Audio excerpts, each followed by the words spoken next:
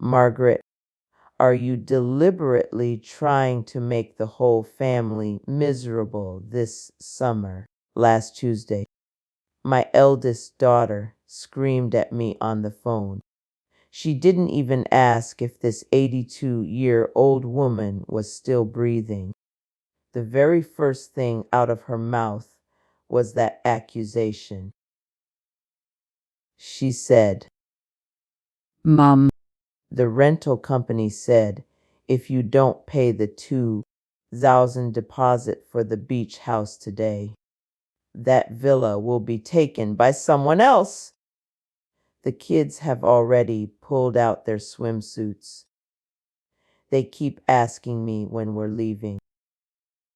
Now you're telling me you're not booking it. Are you losing your mind? You're being selfish. You're doing this to punish us. I was sitting in that old peeling armchair, my hands shaking so badly I couldn't even twist open the painkiller bottle, listening to my daughter, the one I raised with my own hands, speaking so confidently and accusing me like that. The fire I had been holding inside for decades suddenly rushed up to my throat. I said into the phone, word by word, listen, I am not losing my mind. That too, 2,000 is my retirement money. It didn't fall from the sky. I'm not booking it. I will never book it in my life. If you want to go to the beach, drink champagne, take pretty photos, do it yourselves, pay for it yourselves. Margaret has served you enough in this lifetime. This summer, I will sit alone in my yard. No one is going to make me raise my blood pressure frying chicken or washing those fall-smelling sandy towels again. Take your swimsuit and get out of my phone. After that, I hung up. That was, in over 80 years of my life, the most satisfying and peaceful thing I have ever done. If you are in your 40s or 50s or old like me, you will understand exactly what I mean. Our entire lives, we have been trapped by a condition called the strong black mother. My partner passed away 9 years ago. After that, I felt a hole in my heart that I kept trying to fill with something, anything. I always believed that if I were strong enough, if I could hold the whole family together like glue, then the family would not fall apart because of his absence. So starting 8 years ago, every summer, I performed the same family reunion as if it were a play. I paid for everything. I arranged the house. The week before departure, I worked like a madwoman. My huge old suitcase was filled with special chili sauce for my eldest son, sunscreen for my grandson, stomach medicine for my son-in-law. When it was time to leave, I realized I didn't even have room for a proper set of pajamas because the suitcase was already overweight.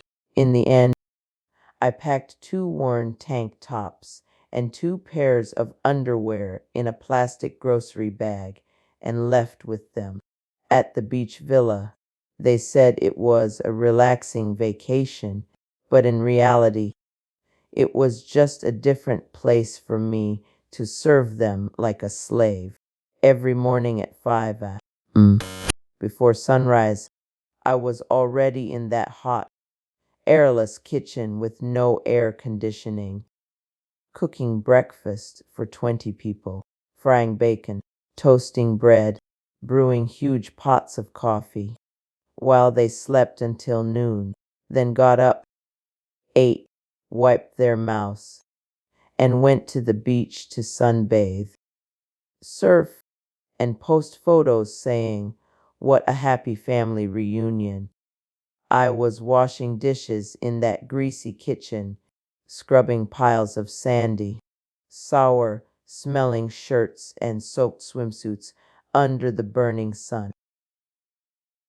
At night, the best rooms were always reserved for the children and grandchildren because they said kids need their own space. And me, the old woman who paid for the entire trip, ended up curled in a corner of the living room sofa. My lower back hurt so badly I couldn't sleep all night while I listened to the children running upstairs. Back then, I still thought I was happy. I thought my children needed me. But now I realize I wasn't happy at all. I was just foolish, trading my health for a few occasional kind words from them. Child, when God thinks you are too knave, he will slap you awake. Over these 8 years, there were 3 moments when my heart turned completely cold. The first was a few years ago, one afternoon. It was so hot outside it felt like everything could melt. I spent 4 hours alone in the kitchen cooking home style food for 20 people. I thought they would come back tired and finally eat something warm. I sat by the table waiting, sweat running down my back, my eyes getting blurry. Then just before evening, my daughter sent a voice message in the group chat, sounding cheerful and excited. She said, Mom, "We found a super popular seafood restaurant by the beach. The view is amazing. We're eating here instead. Don't wait for us. Just eat some leftovers and go to bed early. You can wash the dishes tomorrow." That day, I looked at the steaming table of food and listened to the empty house, filled only with the sound of the refrigerator humming. In the end, I didn't even clear the table. I sat on the back steps alone, eating a dry piece of cold bread with half a cup of water. In that moment, I understood something. In their eyes, I was not a mother.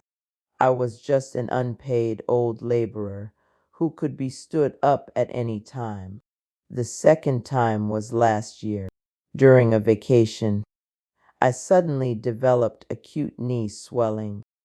My knee became so swollen it looked like a huge bun, and the pain was so intense I could barely walk. My children gathered at my bedroom door, looking at me, then at each other. Do you know what they said? They didn't ask if I was in pain. They didn't suggest taking me to the hospital. My daughter frowned and said, Mom, "Since you can't move today, can you stay in the house and watch 2-year-old Benjamin for us? We're taking the older kids to the amusement park. The tickets are expensive. They can't be refunded or wasted. You can just sit in bed and play with him, okay?" That day, I dragged my crippled leg around the house, changing diapers for my grandson while he cried. I was in so much pain I kept crying silently. At that moment, I truly felt like I was being devoured by my own family. The most shameful thing I ever did in my life happened when I was 75. My closest lifelong friend, Beatrice, passed away. We had survived poverty together. The day of her funeral, I had even ironed my black dress. But the night before, my daughter called and insisted I fly to another city to babysit her children for a week because she had a promotion interview and the nanny was unavailable. I told her, Beatrice is gone. I need to go and say goodbye. My daughter screamed at me on the phone, Mom, the dead are already gone. You can visit the grave anytime. But if I mess up this interview, I lose my job. Do you want my whole family to end up starving? So I missed my best friend's funeral for a daughter who doesn't even remember my birthday. That entire week, I held my grandson in my arms while crying for Beatrice. That was the most unfair, most shameful decision of my life. The reason I finally decided to let go was because I visited my old friend Susan in a nursing home last Christmas. Susan used to worry about everyone even more than I did. But one day, while helping her son move, she bent down to pick up a broken toy for her grandson and fell down the stairs. She broke her spine. Now she can only live in a wheelchair. Her good son visits once a month. Every time he comes, he stays less than 10 minutes and keeps checking his watch, as if he is serving time in prison. Looking at Susan's lifeless eyes, I saw myself. We elderly women always think we are the sun of the family. We must keep burning, keep shining. But the truth is, once you burn yourself into ashes, your children only feel you are blocking their view. Your selfless giving is not seen as love. It is seen as something they are entitled to. So this year, at 82, I didn't book the beach villa. I didn't pay the deposit. I took those thousands of dollars out of the bank.